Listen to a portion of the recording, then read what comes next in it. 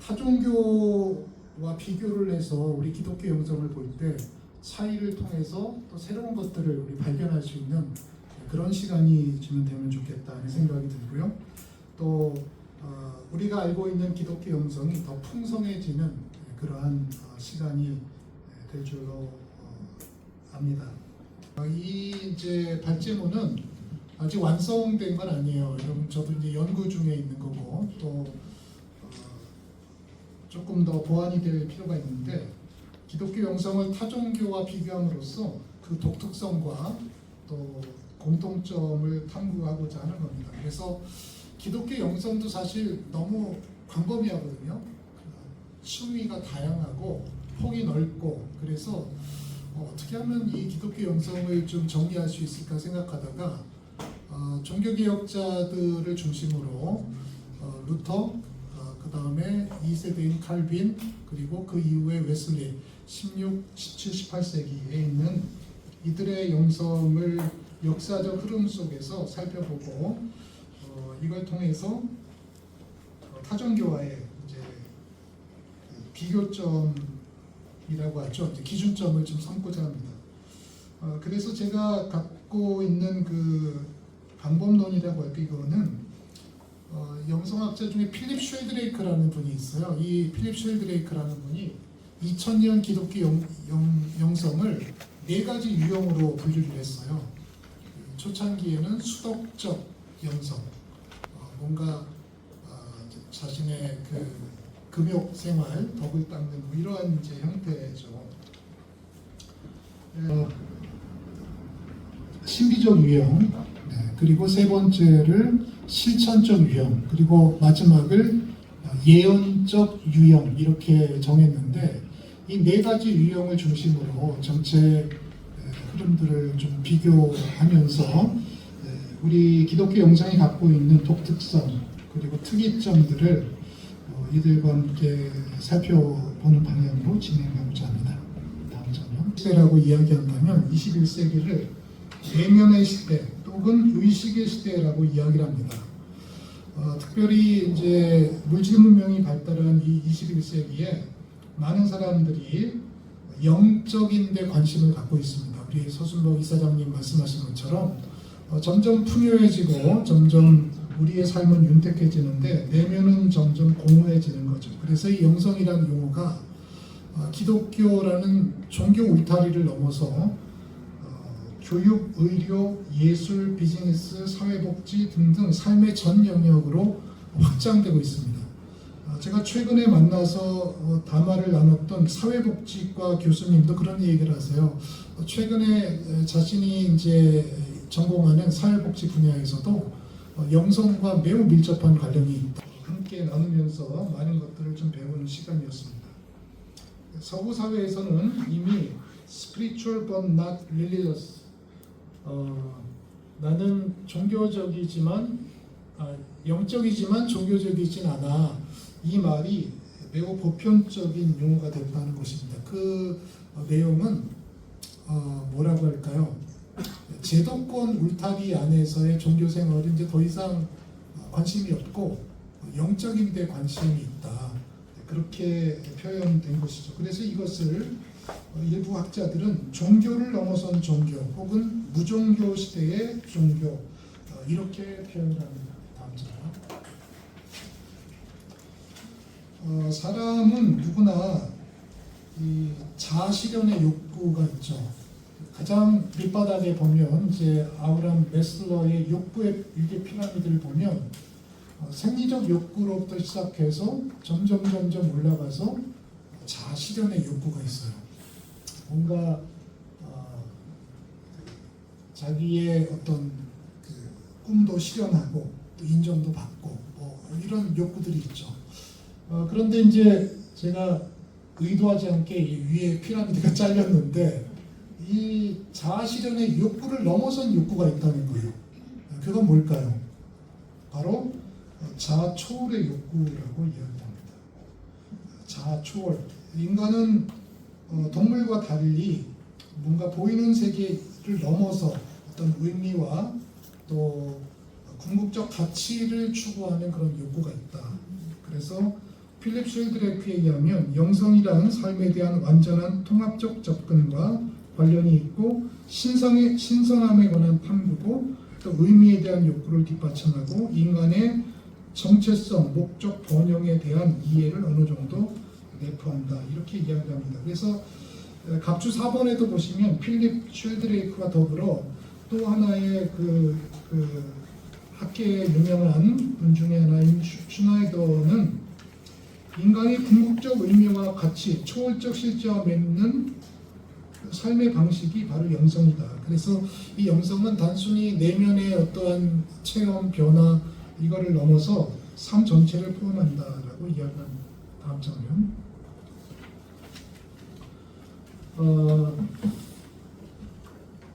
에틸레쏨이라는 분은 제가 최근에 이제 연구하는 주제 중에 하나고 지난 안식년 때 연구를 했던 분이신데 29살에 세상을 떠난 그 아주 단명한 여성입니다. 그런데 현대 학자들은 이 에틸레쏨을 현대 영성가로 자리매김을 하고 있습니다. 안네 프랭크의 어른판이라고 보시면 됩니다.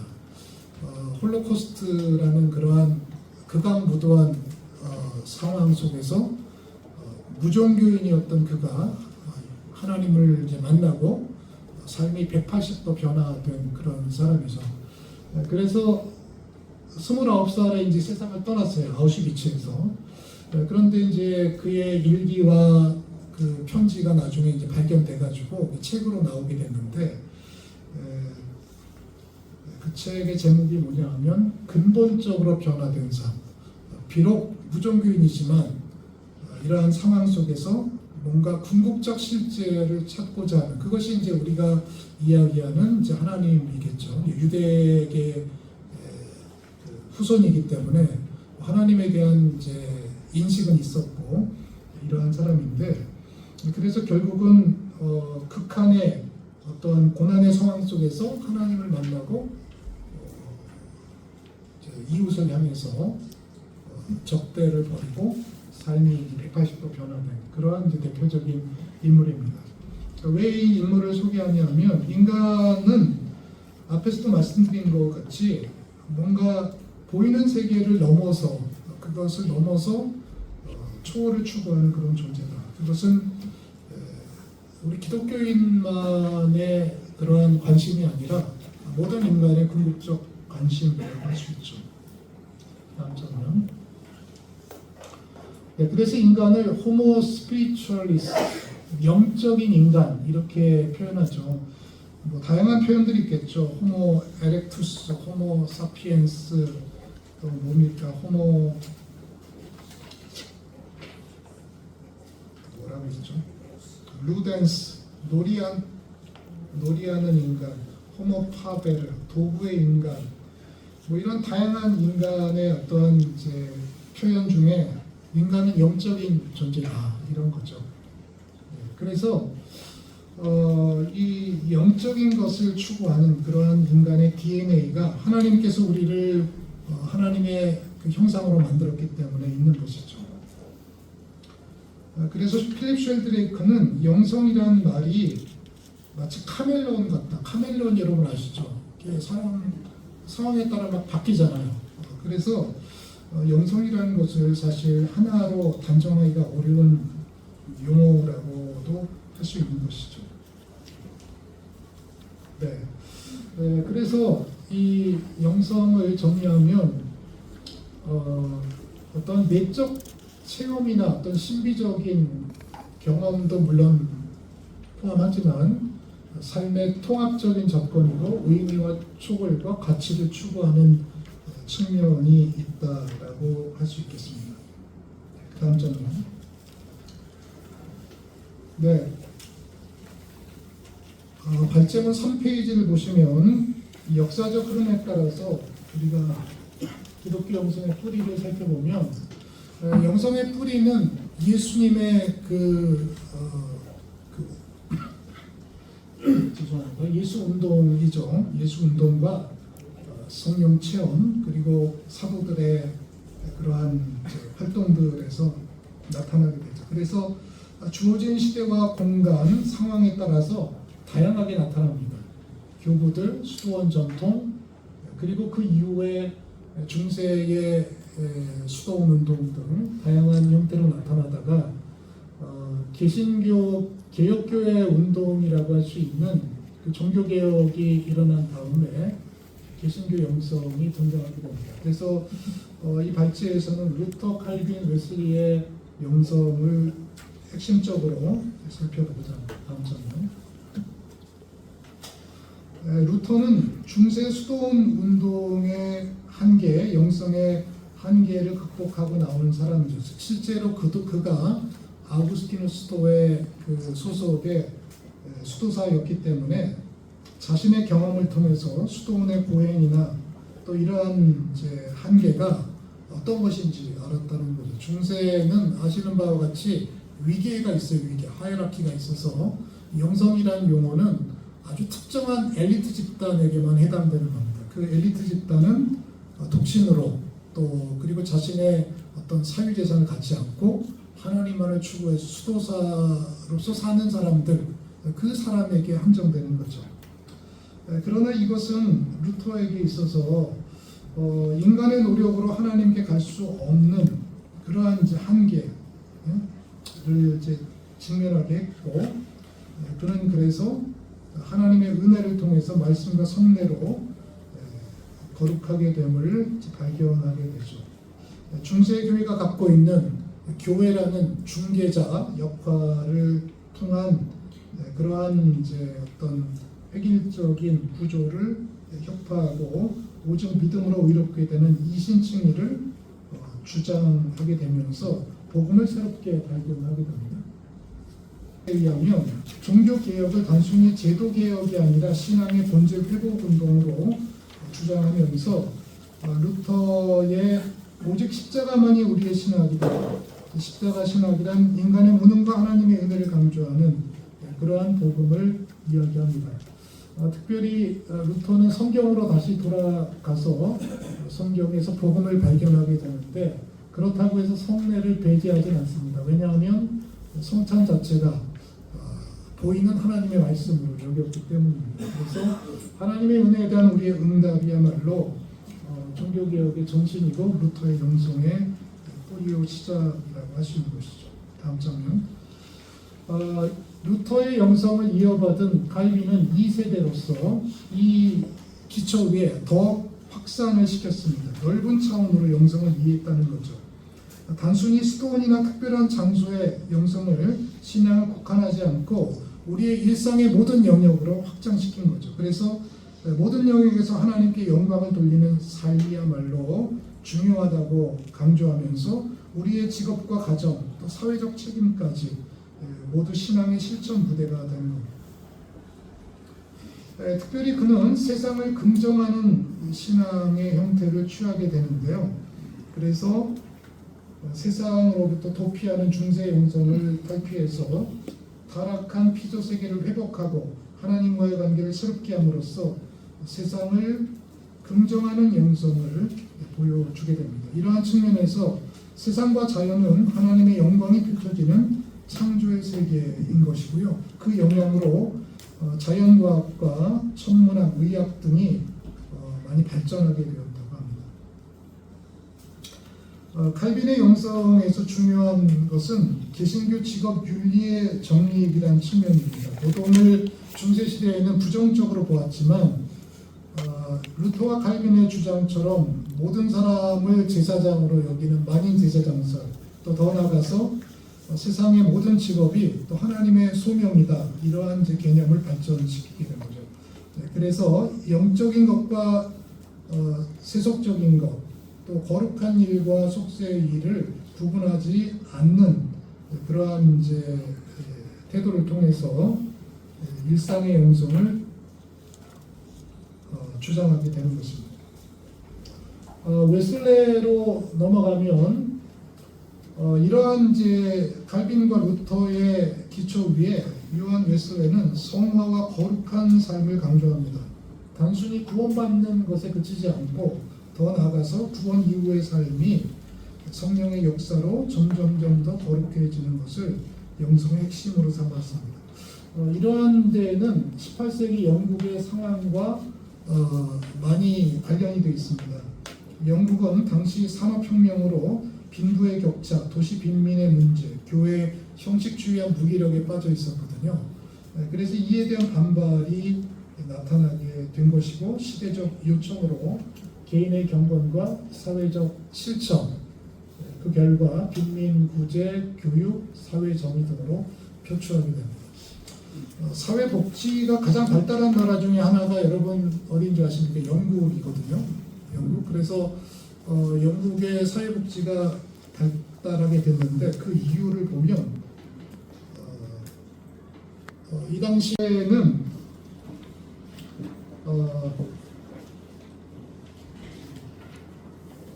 복음적 부흥과 사회적 개혁을 동시에 이끌었고 개인의 성화와 사회적 책임의 균형을 추구하면서 이를 발전시킨 그러한 사람이라고 할 수 있겠습니다. 다음 장면. 정리해보면 하워드 라이스의 개신교 영성의 공통적 요소를 살펴보면 앞에서 이야기한 세 사람을 비롯해서 여러 이제 사람들을 제가 생략을 했는데 그런 이제 특징들을 보면 하나님을 인격적으로 이야기하고 하나님의 은총으로 인해서 인간의 어떤 죄의 문제가 해결되는 그러한 이제 측면을 강조합니다. 그래서 구원은 이 은총에 대한 응답이라고 말할 수 있을 것이고 또 말씀, 기도, 성례, 공동체, 이웃사랑을 통해서 이러한 이제 구원받은 사람들이 성화되는 과정이다. 그래서 행위는 구원의 조건이 아닌 은혜의 수단이라고 이야기합니다. 따라서 이렇게 성화된 사람들은 세상 속에서 하나님께서 역사하시고 일하시는 이 장소를 긍정적으로 보고 각자에게 주어진 직업을 소명을 갖고 사회적 책임을 강조하는 그러한 이제 형태가 될 수 있다는 것입니다. 다음 장면. 네, 그 전에 잠깐 이제 6페이지를 보시면 이제 그동안 했던 이야기들을 정리한 내용이 나옵니다. 개신교 영성의 특징을 첫 번째 하나님에 대한 이해, 하나님의 인격적이고 초월 내재하는 분으로 이해했다는 것이고요. 두 번째 인간에 대한 이해, 인간은 죄로 인해서 왜곡된 그런 상태다. 그래서 하나님과의 새로운 관계가 필요하다. 7페이지 세 번째 따라서 구원이라는 것은 하나님의 은혜로 되는데 이 이신칭의를 통해서 구원받은 인간은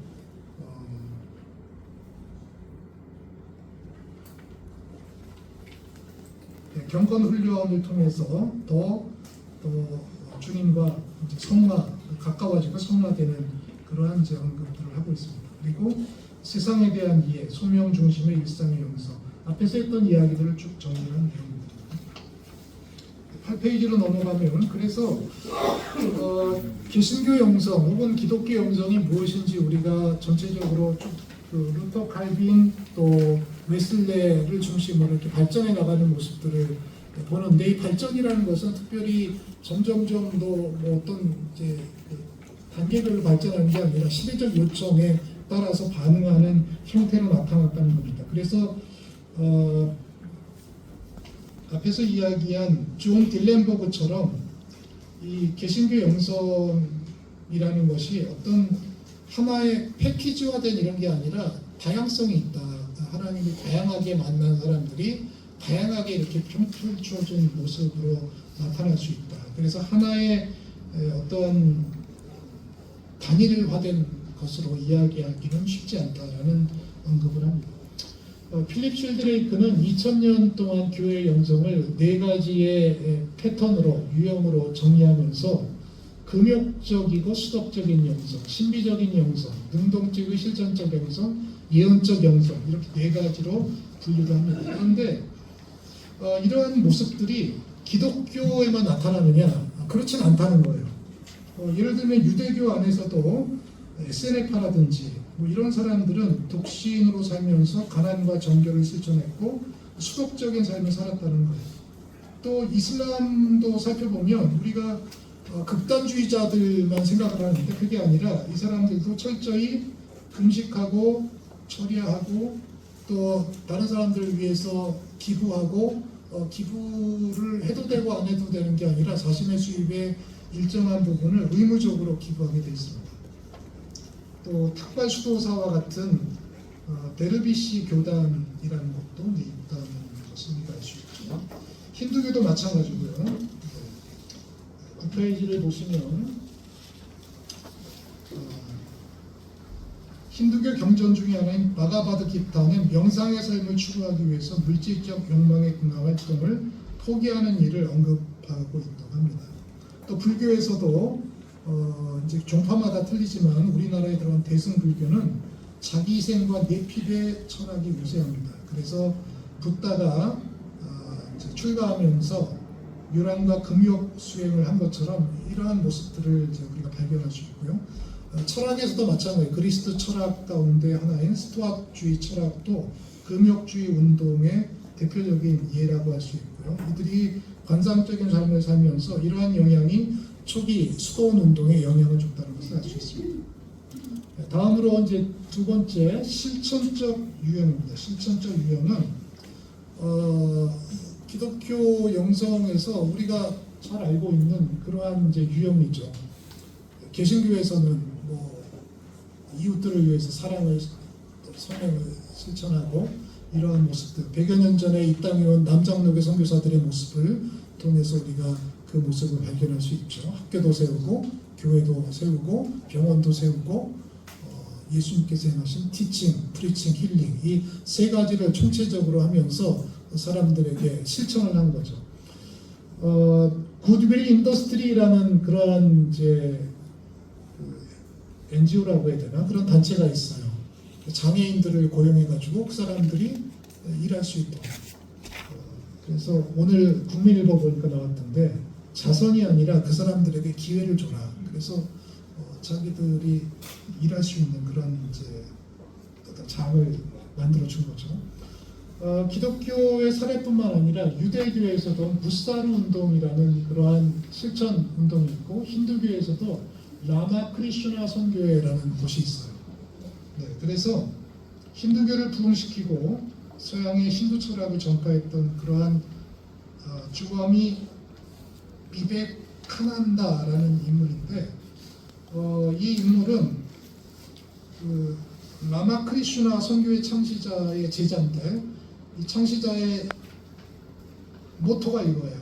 다른 이들을 섬기는 것이 신에 대한 완전한 경배다. 그 경배라는 것은 이거 보니까 갑자기 마가복음 10장 45절 생각나잖아요. 섬기기 위해서 예수님께 오셨다. 다른 사람들을 섬기는 것이 하나님을 가장 섬긴 하나님이 아니죠. 아무튼 네, 그러한 이제 모습들이 여기서 나타나게 됩니다. 그 다음에 이제 10페이지 보시면 이냐시오 로율라의 전통 가톨릭에서 발견하게 되죠. 모든 것 안에서 하나님을 찾고 또 사도적 영성을 실천했던 모습. 그래서 학교도 짓고 정의도 실천하고 이런 모습들을 우리가 발견할 수 있습니다. 다음으로 신비적 유형. 갑자기 뭐 사라졌죠. 신비하죠, 여러분. 실수가 아니라 신비적인 거, 신비적. 네. 이 신비주의는 모든 종교에서 나타나는 현상입니다.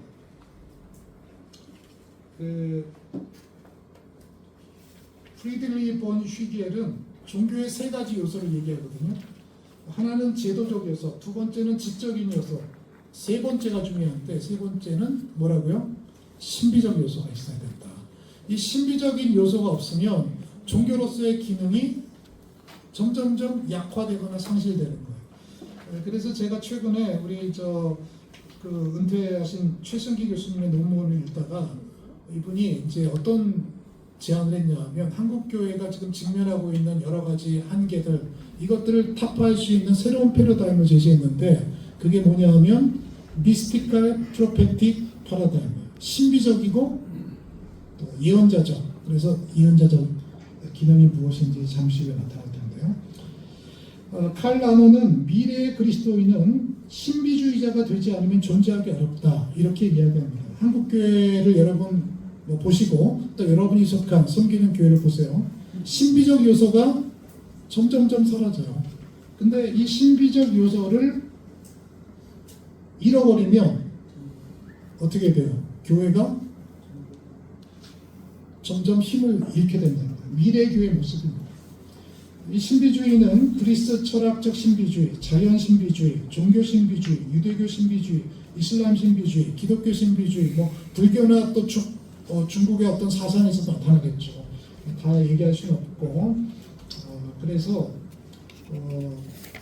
10페이지 하반에 보시면 그리스 철학적 신비주의는 플로티누스의 언급인데요. 모든 존재의 근원인 일자와의 합의를 신비 체험의 목표로 삼고 있는 거죠. 그래서 엔네아데스나 이런 것들을 보면 일자의 합일 과정을 설명하고 있습니다.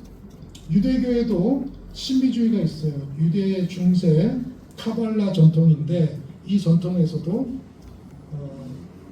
무한한 실제인 에인소프트 이것과 이제 합이라는 과정을 이야기하죠. 이슬람에서도 수피즘이 있습니다. 알라와의 사랑의 합의를 강조하는 신비주의.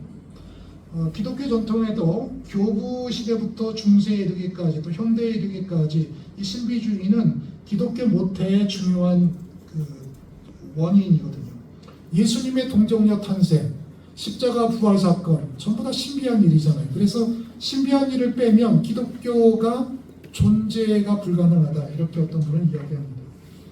아빌라의 테레사의 영혼의 혼인, 또 십자가 정요한의 어두운 밤, 또 이러한 이제 모든 것들이 어떻게 보면 신비주의의 한 요소죠.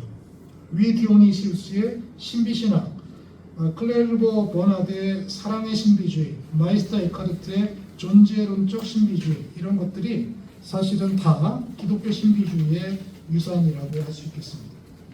12페이지 정리하자면 디오니시우스는 하나님의 언어의 개념을 넘어서 초월적 실제로 이해하고 부정신학을 통해서 신비적 합의를 설명했습니다. 클레르보의 버나드는 하나님과의 사랑의 관계를 강조하면서 하나님과의 영적 혼인을 신비주의 핵심으로 봤고요. 에카르트는 우리 존재의 가장 심연에 하나님이 계시다. 그래서 이 앞에서 얘기한 에피일레숨의 그 글 중에도 이 존재의 심연이라는 언급이 있는데 아마도 에카르트의 글을 읽었기 때문에 그러한 개념이 같이 오버랩되는 게 아닌가 생각합니다. 그래서 존재론적 차원에서 영혼과 하나님이 하나 되는 합의를 강조하면서 철학적 사유적 깊이를 더하게 된다고 할 수 있습니다. 13페이지에 예언적 다음 장면을 보죠. 다음 장면. 예언적 비판적 유형입니다. 이 유형은 일상생활에서의 단순한 참여를 넘어서 명백한 사회 비판으로 넘어가는 것, 사회 변혁을 순수적 정치 과제가 아니라 영적 과제로 본 거죠. 그래서 두 번의 양차대전, 전체주의 등장, 홀로코스트, 히로시마 원법, 베트남 전쟁, 기후 위기 이러한 일들이 이제 일어나면서 많은 사람들이 사회에 대해서 적극적으로 목소리를 내기 시작합니다. 그 중에 한 사람이 디트리히트 보네포 목사님이죠. 히틀러 암살에 참여했다가 결국은 형장의 이슬로 사라진 보네포 목사님. 또 같은 시기에 그 이후죠. 미국의 이제 인권 운동을 하면서 암살당한 마틴 루터킹 목사님. 그래서 지금도 1월 17일인가요? 그때 되면 미국 전역에서 마르틴 루터킹 데이라고 해서 그분을 추모하고 또 그분에 대한 강연과 또 특강 이런 것들이 진행되고 있습니다. 남미에서는 구조적 모순을 갖고 있는 이러한 이제 것들을 타파하기 위해서 원래 의사가 되려고 했다가 신부로 전공을 바꾸신 구스타프 구티에레츠 목사님의 해방의 영성, 이 해방의 영성의 뿌리, 해방의 신학이 해방의 영성의 이제 뿌리가 되죠. 그래서 이 가난한 자를 위한 하나님의 우선적 선택을 주장하고 있는 거죠. 기독교에도 이런 이제 예언적인 구약 성경의 예언서들이 그런 뿌리가 볼 수 있겠고, 현대에 와서 이러한 이제 참여들이 세계 곳곳에서 일어나고 있는데, 타종교에도 이제 이런 게 있다는 거죠. 유대교에서도 티쿤 올람이라는 이제 운동이 있는데 세상을 고친다라는 히브리 말이라고 합니다. 그래서 이들은 스스로 모범적 사회를 만들 책임이 있을 뿐만 아니라 사회 전체에 대한 복지 책임이 있다. 그래서 영성과 사회 정의를 이루기 위해서 애쓰고 있는 거죠. 나가는 말을 읽으면서 전체적으로 정리를 해보도록 하겠습니다. 본 소논문은 기독교 영성을 루터, 칼빈, 웨슬레의 전통을 중심으로 고찰하고 이를 타종교의 영성과 비교함으로써 기독교 영성의 특자적 성격을 규명하는 데 목적을 두었습니다. 루터의 은혜 중심적 영성, 칼빈의 일상적 삶 속에서의 영성, 웨슬리의 성화와 사회적 책임의 강조는 모두 기독교 영성이 단순한 수도원적 고립이나 개인적 체험을 넘어 삶 전체를 관통하는 신앙 구조임을 보여줍니다. 존 딜렌버거가 지적한 바와 같이 개신교 영성은 특정한 신비 체험이나 수행 기법이 아니라 하나님의 말씀과 은총 앞에서 형성되는 전인적 태도이며 이는 개인적 경건과 공동체적 사회적 실천의 균형 속에서 구체화됩니다. 이러한 특징은 타종교의 금욕적, 수독적, 능동적, 실천적, 신비적, 예언적 유형과 비교할 때 더욱 분명해지는 것이죠. 불교, 힌두교, 유대교, 이슬람 등은 각기 다른 방식으로 영성을 추구하지만 기독교 영성은 하나님의 은혜와 인격적인 관계, 성경과 성례, 공동체와 사회적 책임의 통합이라는 점에서 차별성을 갖게 됩니다. 따라서 오늘날 기독교 영성은 단순한 내적 체험 또 종교적 의례를 넘어 은혜에 대한 응답으로서 일상과 사회 속에서 살아내는 삶의 형식으로 이해되어야 할 것입니다. 이는 현대사회의 개인적 고독과 분열 그리고 사회적 불의에 대한 응답으로서 기독교 영성이 개인적 경건과 사회적 정의, 사랑과 봉사의 균형을 통해 구현되어야 함을 시사한다고 할 수 있습니다. 결국 기독교 영성은 타종교와의 대화 속에서도 독자적 정체성을 유지하면서 동시에 보편적 영성의 지평을 확장하는 역할을 수행한다고 할 수 있겠습니다.